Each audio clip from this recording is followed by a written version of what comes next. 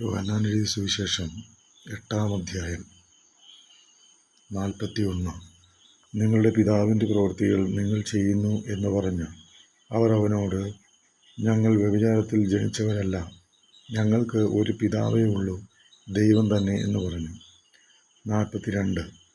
യേശു അവരോട് പറഞ്ഞത്, ദൈവം നിങ്ങളുടെ പിതാവായിരുന്നുവെങ്കിൽ നിങ്ങൾ എന്നെ സ്നേഹിക്കുമായിരുന്നു. ഞാൻ ദൈവത്തിൻ്റെ അടുക്കൽ നിന്ന് വന്നിരിക്കുന്നു, ഞാൻ സ്വയമായി വന്നതല്ല, അവൻ എന്നെ അയച്ചതാകുന്നു. 43. എൻ്റെ വാക്കുകൾ നിങ്ങൾ മനസ്സിലാക്കാത്തത് എന്തുകൊണ്ട്? എൻ്റെ വചനം കേൾക്കുവാൻ നിങ്ങൾക്ക് കഴിയാത്തത് കൊണ്ടാകുന്നു. 44.